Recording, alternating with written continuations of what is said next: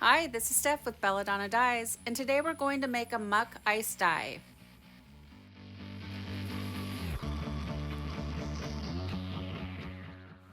The project has been turned inside out, and the reason I turn it inside out is, well, I don't really know why I do that. I learned how to do that by watching Mr. Tie-Dye, Casual Collisions, and Fun Endeavors, and they all turn their stuff inside out, and they say it's to avoid speckling, so that's why I do it. Okay, so to start your spiral, you want to give it a little pinch where you want the center of your spiral to be, and then I like using this microwave lid, and I got it off Amazon, and I have a link for it down below in the description box with everything else that I use to create tie-dye. And then I'm using my hemostat, and I click it down on the first click because it doesn't need to be super tight, and then I just spiral it up. Now you want to make sure that you're not putting too much tension where the hemostat is because you can tear a hole in your project. Now that it's all spiraled up, secure it with rubber bands. You could also use kite string, it's just a matter of preference.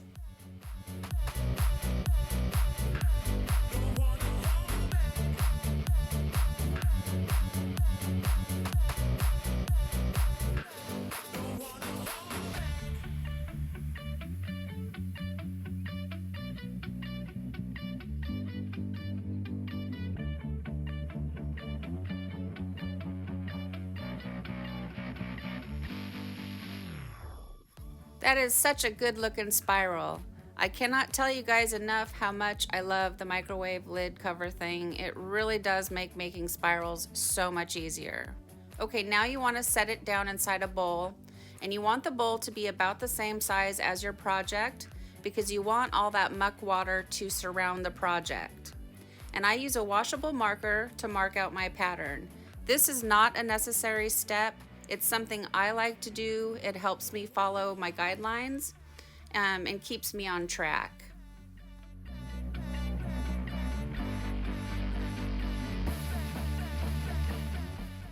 Now it's time for the fun part. We get to add the dye.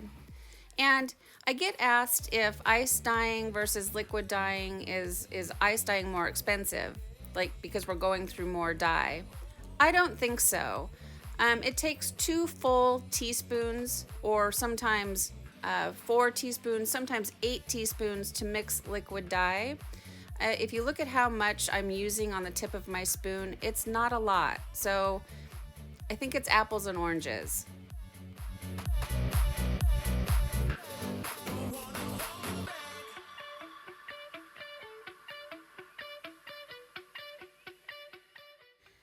Oh my gosh, I all of a sudden have forgotten how to make a rainbow. Why am I putting fuchsia right next to the yellow? Well, it's okay, don't panic.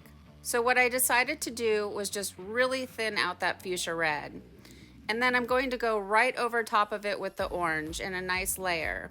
So these little accidents happen when you get on autopilot and you're not paying attention. Don't panic, don't toss your project out. Just regroup and, think on your feet and just keep going.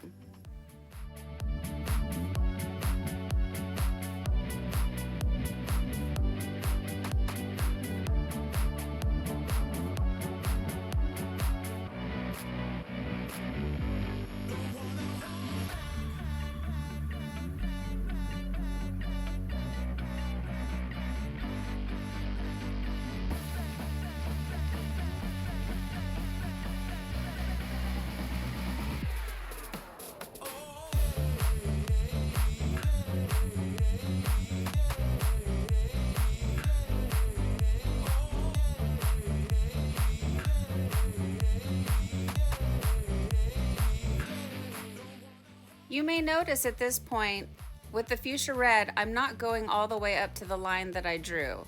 My reasoning behind this was, I feel like now I have 2 pieces of the pie that have fuchsia red in them, so I wanted to lessen the amount of fuchsia red just in case it was going to be very overpowering. So that was what I was thinking.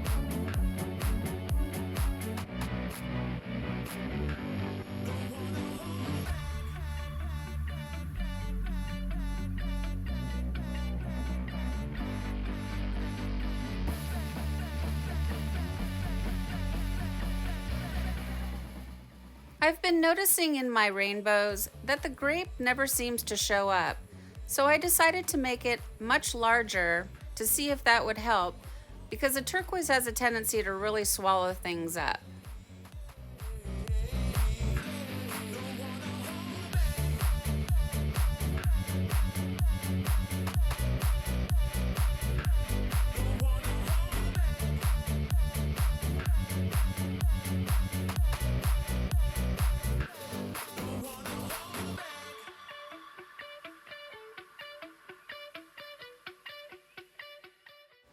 Now grab a mask and give a quick little sprinkle of soda ash for good measure.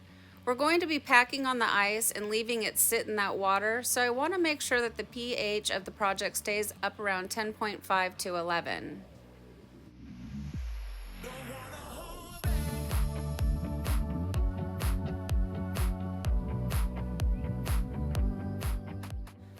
I took a little foil cookie sheet that I got at the dollar store and I covered the bowl, and I took it outside in our 90+ degree weather and let it batch for 24 hours after the ice melts. I use the trust the muck method. What I mean by that is I set it and I forget it. So I put it outside like I said, and I just left it alone. Now if you want to poke and prod at yours and stir up the muck and whatever, more power to you. That's something I choose not to do. If I don't have to move the bowl, I don't. So now it's been 24 hours since the ice has melted and it's time for the rinse out. You want to start by using cold water, and that's going to rinse away any soda ash that might still be reacting within the fabric, and then gradually increase the water up to hot and rinse until the water runs pretty much clear. From here, I take it to the washing machine and I do a hot water cycle. I'm washing many things together at one time, so that first cycle is just gonna knock off the loose dye. I do a second hot water cycle using Synthropol, and that's a textile detergent that I get from Dharma, which is now called Kirillon. Synthropol has been discontinued again. And then I do a third hot water cycle using Millsoft, which is industrial fabric softener that brings softness back into the fabric after the dyeing process, which I also get from Dharma, and all the links are down below in the description box. Then I put it in the dryer, and we'll come back and we're going to see our results. Well, here it is, guys. Here's our Muck icedye rainbow tank top dress after it's been washed and dried. And isn't it so pretty? I just love a good rainbow spiral. So notice how the orange is not that affected by the mistake of the fuchsia red. And if you think about it, yellow and red make orange, so it's not a complete loss. And I have much more purple in this spiral than I normally do because I made it bigger and the turquoise wasn't able to swallow it up. And the muck lines look really nice. Those are the dark lines that you see running throughout it.